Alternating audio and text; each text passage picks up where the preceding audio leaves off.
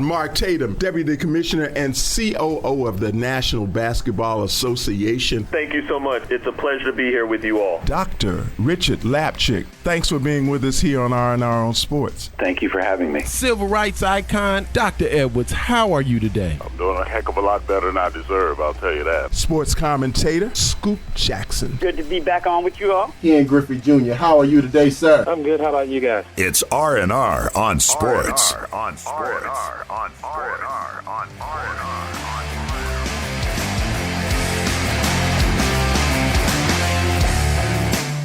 Hello and welcome to R&R on Sports. I'm Howard Robertson. And I am the great one, Larry Robinson. What's up, my brother? Hey, man. Oh, man. How you? Man, I'm wonderful, brother. Wonderful. I'm sitting here on this Saturday morning. Good to see you. Having Good my- to see you. having Good my- to see you. What having you my having? You're going to Irish say you're cream. having some Baileys and coffee, No, right? I said I'm having my Irish cream. Bailey's ain't paid for no sponsorship, so we ain't going to give them that.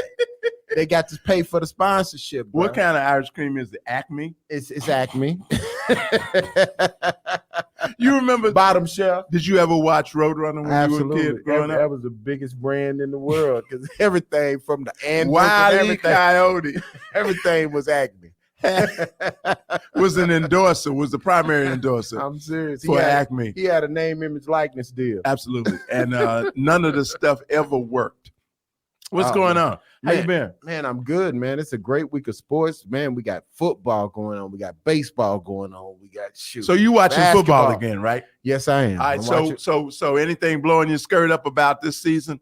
You know, what's interesting is as soon as you think that a team has it together, they end up getting the brakes beat off of them. Case in point, who? Oh, shoot. You got Kansas City. We would have thought Kansas City was going to be amazing. And then you got Baltimore. Well, before the season started. Right. And then you got Baltimore. They playing lights out, and then all of a sudden they get the break. They get beat to sleep. Absolutely. I mean, so it's really, really interesting that once again in football you have no idea. Now you had Aaron I tell Rodgers you and somebody who Green got Bay. their little two-weeks whipped the other Hold night. on, wait a minute, hold on. Okay. Green Bay. First game out, Aaron Rodgers say, "Hey man, don't worry about it. We got this." And since then, man, they ain't lost number one game. What's happening with your Tampa Bay Bucks? Man, Tom Brady got his bell rung by New Orleans Saints, and that's after Jameis Winston got hurt. Absolutely. And, you know, and I'm really Absolutely. shout out to Jameis Winston, Absolutely. man. I mean, you worked your butt off to get back. You're playing very, very well. And then to have an ACL tear, man, that really is heartbreaking, man. Yeah. Really heartbreaking for the brother. But he'll come back stronger. He'll come back better. Well, I'm glad you giving football another chance, man. It's hard for me because though. you had just It's hard for me, man. totally rogue on It's football. It's really hard for me still because I don't think they give a damn about black people as a whole, and just from the standpoint of what they're contributing to the black community, I don't think it's commensurate with the impact and the fact that we are the majority of the people on the field. Speaking of that, I cannot wait to see the Ava DuVernay. I saw it already. You saw it? Colin in black and white. Yeah. Listen to me, and listen to me good. That is that's an award-winning piece of work. If I got to give it the Kazukian Academy Award, that mug is a piece of amazing work. When did it come out? Acting, A week or so ago? and just the impact, the way it was shot, the different ways. Listen, he's like sitting in a living room and he's watching himself, and then he actually steps into the scene. It is an amazing piece of work. Shout out to Netflix. Shout out to Ava DuVernay, and shout out to our frat brother Colin Kaepernick. Absolutely. Because that is an amazing piece of work, man. And if you haven't seen Colin in black and white, you are missing something, because the brother was a 4.0 high school student. Raised by adopted white parents, and then having to deal with that and how they were able to show the problems that exist in that, and then explain in listen, go check it out because it is worth it. It is absolutely worth sitting down and binge watching all 6 episodes. I hope some of God's other children watch this very, very closely and just getting an idea of what it's like to grow up black in in a a white, totally in a white totally world. white environment, including white parents. Now, I ain't saying man, that bad was about what amazing. I am glad that, but I'm looking forward to seeing it, and maybe then you can understand better the dichotomy that this kid lived through. Dichotomy. That's a $10 word right there. Good word. Good word. Go ahead, man. You're listening to R&R on Sports on the Kazukian Network, and we're thrilled about it. We will be back for much more. Don't go nowhere else right after this. Yo, this your boy Chris Brown. David West of the Golden State Warriors. Hey, this is Dr. J. This is Shaq Adocious. Yo, what's up? This is Ice Cube. And you're listening to a little R&R. R&R on sports. Riffin' on jazz. Mr. Chuck. Yes, sir. Here we doing, are. man? Oh, man, I'm ready to get some history Back going again. on. We got it. We got This it for is you. it. We've got it for you. Today we're doing 8 eras of jazz. Yes. Riffin' on jazz on the Kazukian Network. Boy, that boy Steph can sure shoot that ball. That mother Scooter can shoot that ball from so far away. I tell you, you need binoculars to see that boy. Woo! I wrote a song about it. Wanna hear it? Well, you about to hear it. Here it go. Shoot it long. Shoot it from a mighty long way. Yeah. Steph can shoot it long. He can shoot it from a mighty long way. Anywhere on the court, the popcorn stand, the women's restroom, they ought to give them shots more than just a trade. Shoot that ball. Shoot it from the hallway. Well, Steph can shoot that ball, baby. Sure can shoot that ball, boy. He can shoot it all the way from the hallway. Shoot from anywhere you want. Just step on back and make them pay. Oh, that boy Steph is bad, boy. Steph. Woo! He free to shoot from wheresoever he want to shoot. His daddy can shoot the ball. Everybody, he couldn't shoot it like that. His daddy can shoot the ball. Daddy couldn't shoot the damn ball like that. I don't care what you say. Daddy couldn't shoot the ball like that. Don't nobody shoot that ball like this boy. What's his daddy name? Delvin. No, what's his last name? Curry. He's Curry. He's Curry. So where do you think he got it from? But everybody, just cause his name Curry, you think he can shoot the damn ball any way he want to? Nah, this boy done recreated shooting as we know it. No! In the modern age. No, his daddy shot the ball better. I just want some good barbecue. I don't want none of that Indian food. Who that got you some The Indian curry. food? I don't want any of that curry. It's too spicy. Put the curry on the barbecue. It's too spicy. That's what that boy bad though. That boy curry on them ribs. There's some curry on the ribs. Curry set them ribs off. They don't make no ribs in Carolina. I did in Carolina. In Carolina. We in Tennessee, boy. No, they mean Carolina though. Carolina can't do nothing. It's barbecue. Not in Carolina. You want some curry flavored barbecue? I don't. They put some mustard Don't he have on a little brother? They put some mustard on. What's his name? I got some curry on my pizza. Let's see. Well, that's just gross. I put some curry on my pizza. There's Steph, and I believe he's got a sister named Ida Bell. And it's another one. Now, you know, I put some curry on Ida Bell's toes. Ida Bell got. Wait a minute, boy. Is that what's in Wait there? a minute. Is that what's in James Harden's pot? Ida Bell got sucking toes. There, the boy.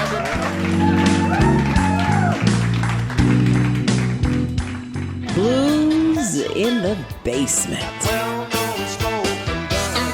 Professor, you came up with this. I love this double dose. We're going to have the Dr.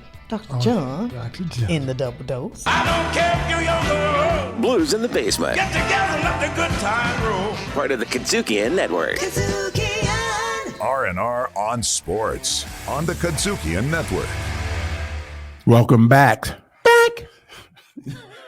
I just give you room, man. Man, I appreciate it. I know you're gonna come in, man. You know, I'm trying to get my little piece in. that, I gotta get my piece in with man. that semi Smokey Robinson. with that broke ass Smokey Robinson imitation. Okay, Hey, man. so man, I'm gonna tell you something. That happened to me. So I was on the way one day to a place in my neighborhood up on the main drag to make a quick purchase. Okay. And I was in the car and I was listening to the radio. Okay. And this was 30 years ago. And as I was driving, a guy came on the radio and said some things. And all of a sudden, tears started streaming down my face and I couldn't see anymore. Whoa. So I turned around at the corner and came back to my house. And I literally sat in my driveway in the carport and I couldn't quit weeping. I couldn't quit crying. It was the craziest thing that ever has happened to me because I didn't break down or whatever. I just couldn't stop. Tears was from flowing. Wow. And that was in November of 1991. And it was when I heard Magic Johnson announce that he had AIDS. Wow. I can remember exactly where I was. I was in the student center at Kentucky State University. I was there to kind of take these little tests I was doing for the chemistry department. My bachelor's degree was in chemistry, brother. So I remember you had to tell America that, didn't you? yeah, absolutely. Okay. Right. So I can remember walking across the yard and this guy telling me, "Hey man, did you hear about Magic Johnson?" I was like, "What, man? He signed that big $25 million contract. I know about that." He said, "No, man. Magic got AIDS." He got AIDS. And I was like, "What? You sure?" And I ran to the student center, and I think it was Sports Center or something. I can't remember. It was maybe NBC News or something. And it was up there, and they had the press conference and everything. And it was the Asian doctor was sitting next to him, and Magic was sitting there saying, and I just thought, man, we're in trouble as a community, man. Everybody gonna get HIV. Well, everybody gonna get it.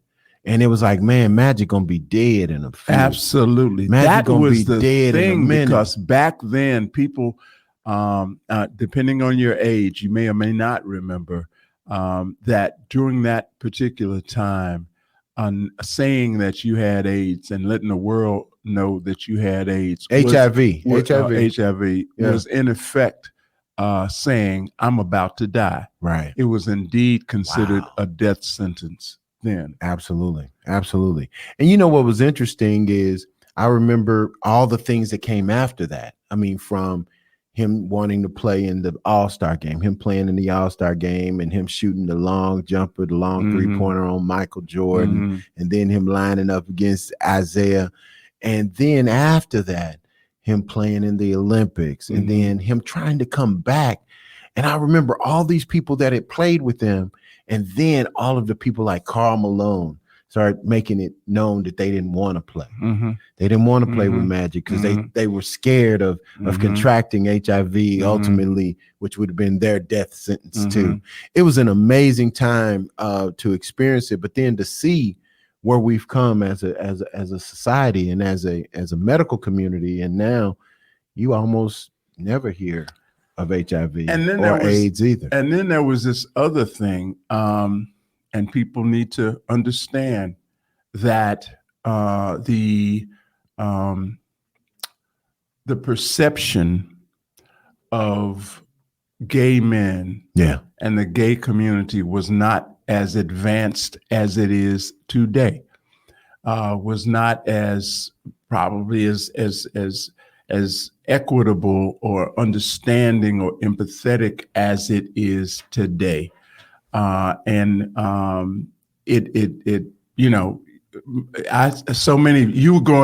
go to the barbershop and there would be cats crying there too. Yeah. But a lot of guys crying was go, oh Lord, I never thought that Magic was gay, and so and so and so. So right, man. That was the other dynamic that was working back then. Yeah, it was a lot of that. Was a lot of people making questions and making comments about Magic's sexuality, and then the fact that that Cookie, and I mean, it was so much back then. And now to see where we are today, and here we are with COVID, and it's indiscriminate, and we're all trying to live with it, trying to figure out what it's going to do. And it almost has the same death sentence, kind of projection or perception that AIDS had then. Absolutely. It was like, if you got it, you're going to be checking up. But isn't it amazing now how the pushback is against the treatment of it when we were just praying for a treatment back then for a debilitating, so if they'd have said, devastating. Listen, if there would have been a vaccine disease for HIV, everybody would have took it. It would have been no question whatsoever. Everybody would have taken the vaccine. So let's talk a little bit about Dawn Staley. So Dawn Staley, bless you, lady. Yeah, thank you. She just signed a contract women's basketball coach in history. 7-year contract, 7-year deal. I think it's $22-point-something million. So it's 3-point-something. It's 3-point-something a year. Wait a minute, that's less than half of what if she Mike Krzyzewski she is a D1 coach for South Carolina. Wait a minute. You mean to tell me University of South Carolina, the highest paid women's coach in history, would be number 30, would be about the 30th highest paid D1 men's coach. Wow, talk about disparity. We got a ways to go, people. Title IX ain't doing what it needs to do. Ways to go. I mean, yes, all accolades and ups and respect goes to Dawn. She was a phenomenal player. Yes. She's a more phenomenal coach, and all of that. But you know what? She and others deserve more money. Bottom line, net. Don't be jumping up and down, screaming, patting yourselves on the back. NCAA, you ain't done a damn thing. You need to do better. That's a start. Absolutely. But talking about not doing a damn thing, Ben Simmons, man, this is disturbing me, man. This is absolutely disturbing me. We're gonna come with a new segment called K-Mia, and we're gonna give you that in a minute. But the first candidate of the K-Mia Awards, and we ain't gonna tell you what it is yet, but it's Ben Simmons, man. This cat is signed $140-something million contract, and he doesn't want to show up to work. You mean he got to go to work for $140 million? He got mental issues, and I'm not minimizing anything about having a mental health problem, but at the end of the day, in my opinion, Philadelphia 76ers did right by Ben Simmons. They treated him like the superstar that they expected and wanted him to be and expect him to be. So is it true that he won't talk to the team doctors? He won't talk to the team doctors. I just don't understand it, man. I don't understand it. Literally, we're going to talk about this some more because I got to figure out, how do you justify not showing up to work when you're being compensated at that level? You don't have to be compensated nowhere near that, the $30-40 million and you need to show up for work. And you got to show up for work. But it's a whole lot of people out here struggling, Ben. You need to wake up, brother, in my opinion. Totally my opinion. Absolutely. Not riffing, brother. We riffing on sports, but we riffing on sports. But listen, man, listen. We coming back with Street Talk. Street Talk, we got people from all over the country. So listen, don't go anywhere. I was saying I'm riffing. Go ahead, man. I'm just improvising. You just riffing? I'm just riffing right now. Okay, so riff on out of here. On sports on the Kadzukian Network. We'll be back with Street Talk after this. Hey, I'm Williams Brack. co-host of Grind Set. The insight you gain from us and our guests will motivate you to take the leap into entrepreneurship. So stay with us. What's your grind set? And if you happen to miss some of our episodes, make sure to check us out on Spotify, Apple Podcasts, TuneIn, Stitcher, or your favorite podcast provider. Grind Set on the Kadzukian Network. Welcome back to R&R on Sports. And, this is the Street Talk. Street Talk. And don't try to sing behind me, Man, I'm trying to. I told you you are the most non-musical brother. Listen, man. Listen, I am playing Scottie Pippen to your Michael Jordan. I'm trying to play the good Scottie Pippen. But both of them could play basketball. Listen, man. You can't sing. Listen, man. That's a matter of your opinion. Street Talk. Street Talk. We got some wonderful people from some fantastic places. Many people don't know what Street Talk is. Street Talk is R&R's version of a digital barbershop. Right. It's like going to the barbershop virtually. Okay. So, go ahead. And when you got a pretty lady in the barbershop, and we're going to start with her. Pretty lady in the barbershop, introduce yourself. Hey, everybody. My name is Ryan Wagner. Rick Wagner's daughter, for those of you in Memphis. Everybody knows. Everybody knows Pretty Rick. I had to throw that in there. Brother Love. Yes. I am in Orlando, Florida. I am the National Policy Manager for Black Voters Matter. All right. Sport aficionado. Yes. All right. Yes. Now we're gonna go age before beauty. So therefore we're gonna go with my brother out of the Detroit is Big Quincy Lewis. What's up, Q? What up, though, man? It's your boy Q Lewis holding it down live from the 48205, man. It's the east side of Detroit, baby. You know how we do it.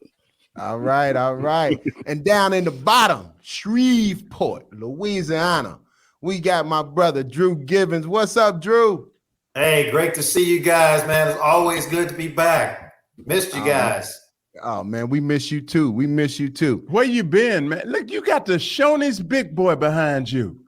Well, I'm not in Shreveport. I'm actually in Wilmington, North Carolina for the Willie Stargell 19th Annual Celebrity Invitation. And my brother that I'm staying with, I think he stole that from somebody. Oh, yeah, because they had Shoney's down there too. Look at that. Oh, wow. That's cool. That's wow. With that cheeseburger on. That's a relic. Yeah, that's a relic. That up. Well, listen, man, we got some serious stuff to talk about. Okay. And one of those, we grew up. I grew up Scott with loving the Bulls. Okay. I mean, Michael Jordan was my man. And we thought that everything was right in the kingdom. Mm-hmm. But it seems as though Scottie has taken serious offense to the way he was portrayed in The Last Dance, ESPN's Last Dance. Okay. And which is also what I find funny is how many people at ESPN are defending Michael Jordan, but that's beside the point. So listen, we're going to start with the beautiful lady in the house. Ryan, what is your assessment of the situation between Scottie Pippen and Michael Jordan? And is it valid what Scottie has to say? I think after watching the documentary myself, it was very much all about Michael, and not necessarily about the team and how that team was assembled and how they you get to that stuff, but it's very Michael centric, and he has some grievance, and you're starting to see the cracks in that 90s Bulls shield. There's not this untouchable aspect to them anymore. Especially with Horace Grant. Well, he didn't have any.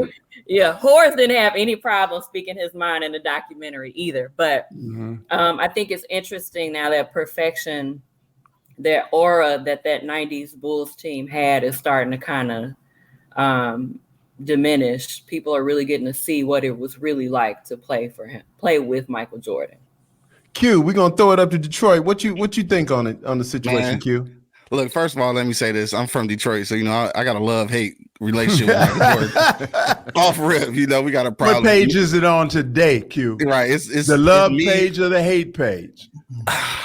it's tough, man. I still love him, but like the Isaiah Thomas in me just, it's gonna make me hate him. You know what I'm saying? My man Zeke can't even go back to Chicago like it ain't his hometown. I don't want to get into all that, all right? But I think that every player on there has legitimate beef, but at the end of the day, in real life, ain't nobody complaining when you winning. Simple as that. Right. You know what I'm saying? So you deal with a lot of stuff that you wouldn't have dealt with. But then when documentaries come out, I swear, man, when documentaries come out, people want to speak their truth. Like, you had 30 years to speak your truth, bro. Like, whatever. We, at the end of the day, we know that Michael Jordan can be like, an asshole, I guess if I can say. I'm not sure. Too late. I said it already. But it's out there. It's out there. But it's just like it's Jordan, and they was winning, and then you win the championships, and you were a part of that, and you like you benefited from it. So at this point, just be quiet, man. This documentary wasn't about you anyway. It's really about Jordan. Absolutely. Drew, what you got? Well said, Q. Being from Chicago, having worked for the Bulls, you think about back in history, every great winning team had that environment where you had the Batman and you had the Robin. You had that individual who always played that second role for a reason. And so, as you said, Q, why are you going to come out? This documentary, as we know, was really about Jordan and his aspect of that dynasty. Exactly. And if I'll say this, if Scotty wants to do his documentary, I'm sure there's a lot of people out there in the film industry that would love to do this. But don't be hating on a documentary that, as we know, was really about Michael and his whole perspective about the Bulls and their run. So, well, hold on. Let me kind of interject here. It wasn't supposed to be about Michael. It was supposed to be about The Last Dance. It not be about Michael, though, Larry. Right. Be about. Well, who else was going to be about? It could have been about the team. No, about the team. Because wait a minute. Steve The Kerr. Last Dance. The Last Dance had Dennis Rodman. The Last Dance had Scottie Pippen. One episode. The Last Dance had Tony Kukoc. Okay. I mean, literally, we know who Michael Jackson was of that. We know who that was. Who Michael Jackson was? Well, yeah, we know who Michael Jackson in the situation. Yeah, but I'm saying he was the star. I'm saying in the essence of being the star of the family. The Jacksons are everything but Michael Jackson. So I was making an analogy. Oh, so once again, what I'm saying to you is we all know who the star was, the starro. All right, we know that. But however, we also know that who locked down Magic Johnson when he took Michael through it that game one. Who locked down Magic Johnson? That was Scottie Pippen. Who took the best offensive player in most cases when they played against the Bulls? That was Scottie Pippen. So we can't ignore the greatness, and Scottie Pippen's a 50 greatest player of that. So and Michael Jordan didn't win. Last time I checked, he didn't win a championship without Scottie Pippen. Well, hold on. Let me ask the crew something. Do you guys think that or feel like it was exclusive of Scotty? You didn't think that Scotty got a chance to have his say in his way? I mean, was it all entirely about Michael? Here's my perspective. The Last Dance occurred not because Scottie Pippen walked in and said, "Hey, this is it, I'm done." That conversation took place between management and Michael. Hey, we breaking this up. This is it. So you guys gonna have to do it. And that's why The Last Dance was created. It wasn't because Scotty walked in and said, "Hey guys, I'm done after this year." Because as we know, after Mike left, how many championships did the Bulls win with Pippen? Was that a rhetorical question? Well, it's obviously absolutely zero. Rhetorical. But how many? So it wasn't like Michael didn't stop playing. Michael came back to the Wizards, and we saw what that was. So Michael Jordan didn't win anything without Scotty either.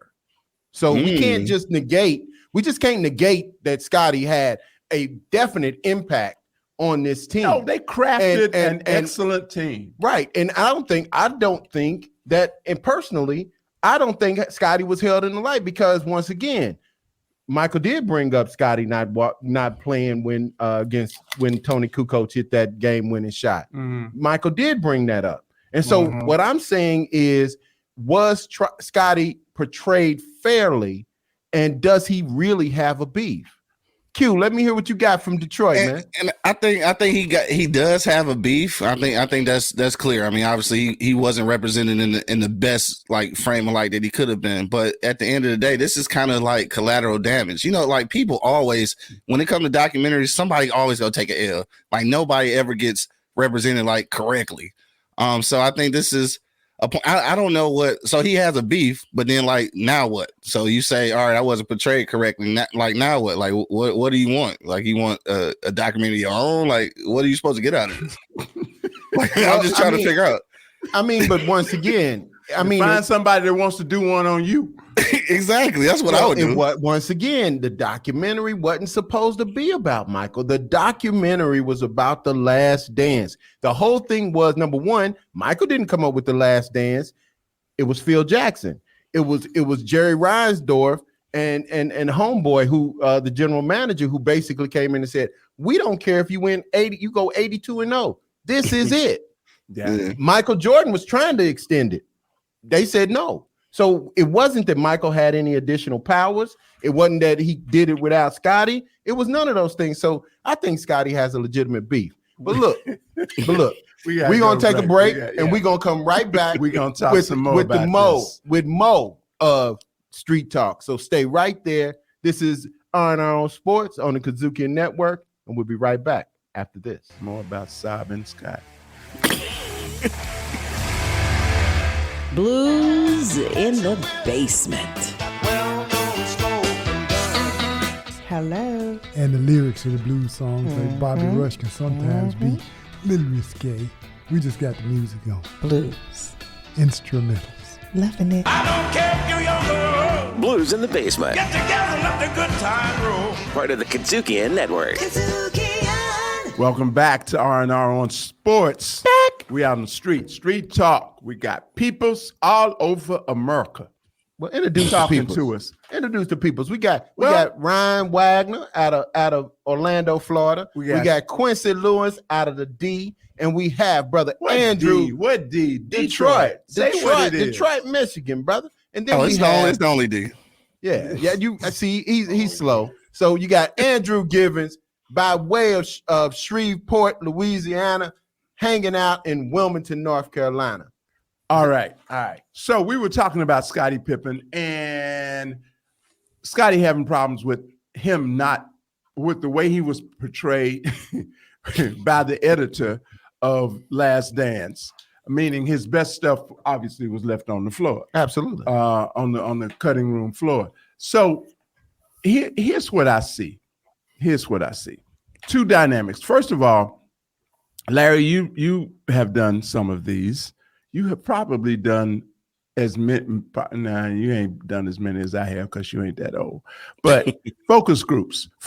Whenever we do focus groups, focus groups are things that we do for our clients, for brands, where we pull in 10 to 12 people and we ask them how they feel about certain things. In every focus group, there is always somebody that's going to try to take over. Right. Okay. Somebody that's going to answer every question ad nauseum and all of that. Okay. So a great focus group facilitator will try to control that and engage everybody, make sure everybody's engaged. So you're going to have that. That's a natural thing. In terms of this show, in terms of Last Dance, that clearly was Michael Jordan, okay? Not saying that he consciously did it, but for everybody else around him, it was subconsciously the Michael Jordan show. Okay. Secondly, wait a minute, hold on. Your zippers and carrying on are beating on the table, man. Your Michael Jackson this is outfit. quality stuff. Nah, come on, man. This is quality stuff. Come on. These ain't plastic. These real zippers. Okay. So the other aspect of it is with Scotty. I've seen this before. I saw this with a lot of people when my wife was running the National Civil Rights Museum. Okay. There's a certain age and stage in life that you get to, and you start worrying and obsessing over your legacy. Okay. And how you are portrayed and what they're going to say about you and all of that. And I think some of that is involved with Scotty's reaction. All right. Well, but the other thing is, you know what? You want to get your side? Do your show. Well, he did his book. He did his book. The book is called Unguarded. Okay. Soon to be released. So soon to be released. Soon to be released. Do a movie on the book. Hey man, he's getting an excellent pre-production press, a pre-launch press. He's getting phenomenal. So listen, man, let's transition. We just had a World Series. Yes. Shout out to the Atlanta Braves for bringing home the championship. Yes. But shout out to all of them, because this was some of the most, in my opinion, exciting baseball that we have seen in literally years. I got a problem because I look at this, that the most popular person or the most known person was the manager for the Houston Astros, and that's being Dusty Baker. I don't know anybody else. So what I'm asking everybody is, will black people in America, not just black people, but black people in America, will they ever get back into baseball? Will baseball ever become a primetime sport that black America will support, be engaged in? And then I want an extra layer on top of that. Will black kids ever participate in baseball as they did in previous years? Let's start with you, Drew. All right. Well, got to send some shouts out, Fox Sports. Hopefully everybody watched the World Series. We had great coverage. To your first question, Larry, I'm going to throw it back at you and ask this. Do you mean playing the game or running the game? That's when you say as far as blacks back into baseball. I'm saying playing the game as well as participating in it as a form of entertainment by watching the game. You got to learn, and that's a key element. That's a great question. You got to learn it, obviously, before you play it. So, right. I think what's got to be both. I think what we're seeing is the fact that not many young black males in particular have played baseball. I literally went my whole childhood without playing one inning of baseball. It's the reason for that. So once again, do we see black people be looking at baseball as a viable form of entertainment? Because I personally don't think so. I think that's over. Let Drew answer, please. Okay. So, hey man, I got opinions. So to answer your question, Larry, I think two things have to happen. One is the same emphasis that has happened by Major League Baseball. Wendy Lewis was the senior vice president of Major League Baseball. The focus was on the Latin countries to help them bring back baseball. Once Americans focus on going out, making sure those baseball fields that we used to go out and play in, once they're developed, because baseball is a very expensive sport. You think about gloves, uniforms, all that stuff. I think that'll happen. The second thing has to happen is when those moms and dads are in the backyard playing catch with their sons. Right now, it's a hoop. They playing basketball. They doing everything, throwing the football, everything except baseball. And so what's happened is Major League Baseball has given the sport to the Latin countries because of the emphasis on the Latin players. And I think, it's got to start. It starts in the backyard with throwing a baseball with the glove and catching, as well as the focus has to be on fixing those fields in the inner city. How many times you drive by the inner city and see a baseball field and it's just weeds? Totally dilapidated. Let it go. Yep. Q. True. Hey, now Detroit Tigers is a very popular team. For sure. What's going on in Detroit as it relates to black kids in baseball? So this is where I think is a little bit different, which is crazy because Detroit has so many black people, right? But we're still so segregated. And I think what's true is that there aren't a lot of baseball resources inside the city.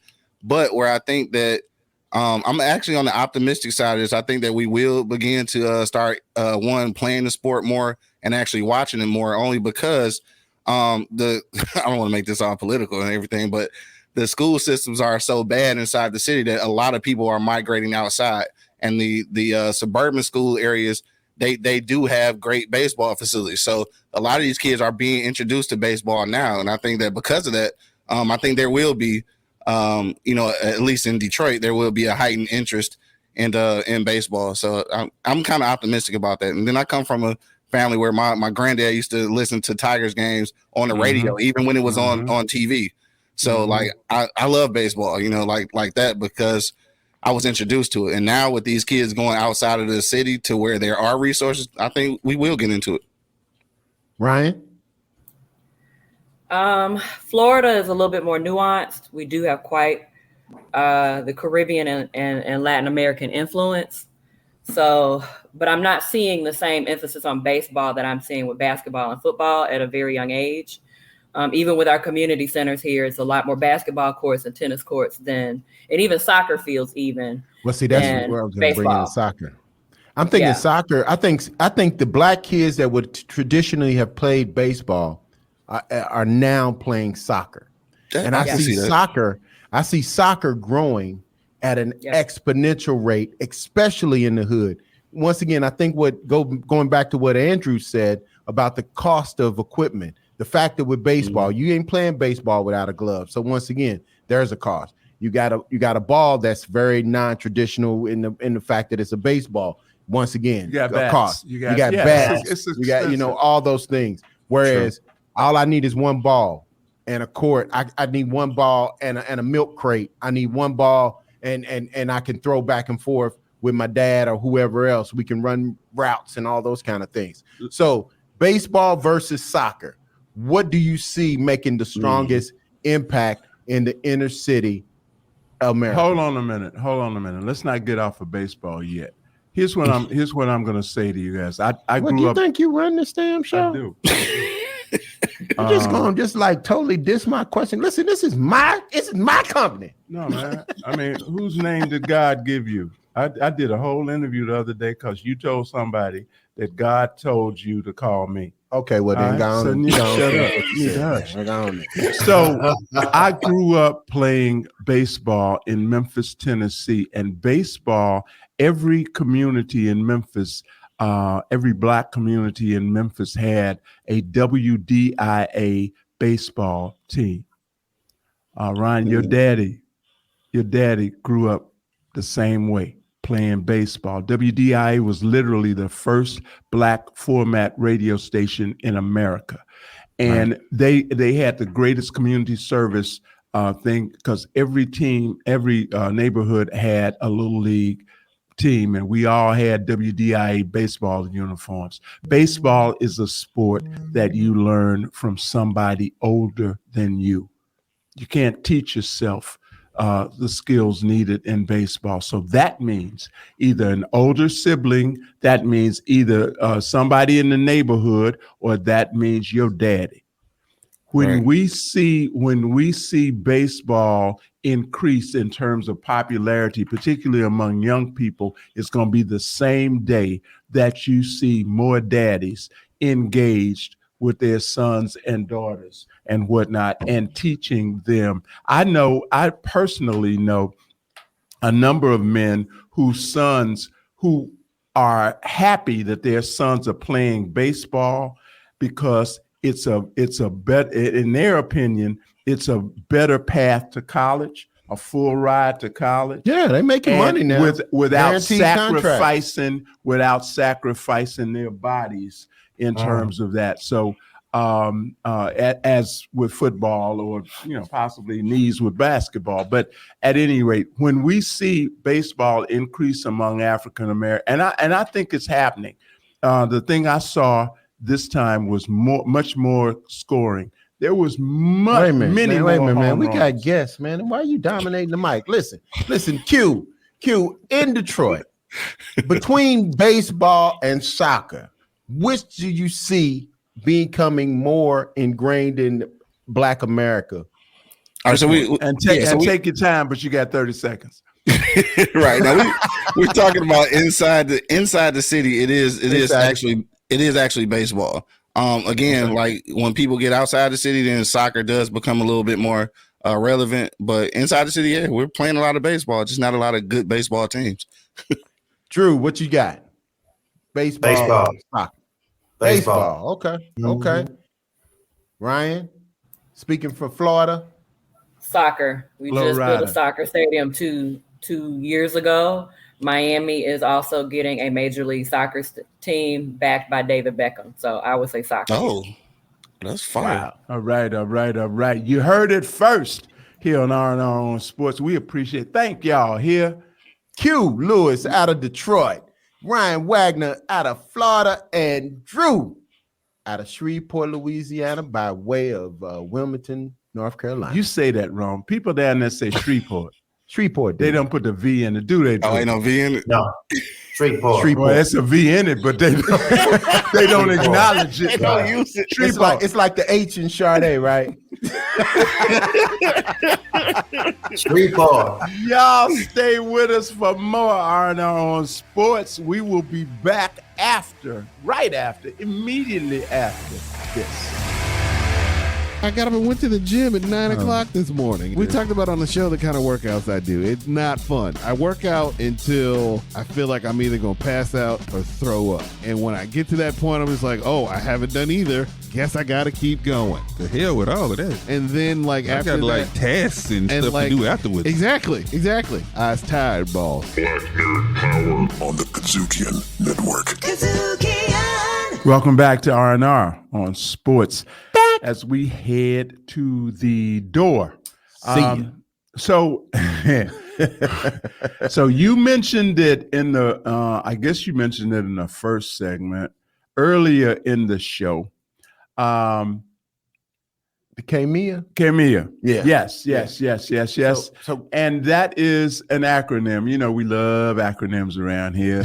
So that is an acronym for Kiss my entire ass. So yeah, that's what it's an acronym for, because some people need it. Some people deserve it. Some people need to be told that based on their actions. So who you got? You got to no. I don't have anybody. I acquiesce to you. Well, first and foremost, I want to talk directly to Ben Simmons handlers. And I want to give y'all the K-Mia Award, because obviously Ben Simmons does not have anybody in his camp that's talking sense to him. There's no way, because literally you're making the money of a small country.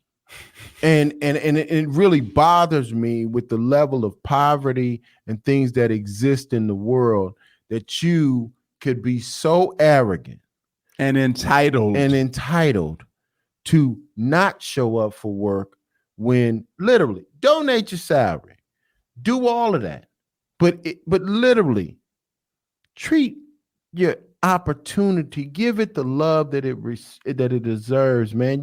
You're one of the 0.000% of people that are able to play this game at this level.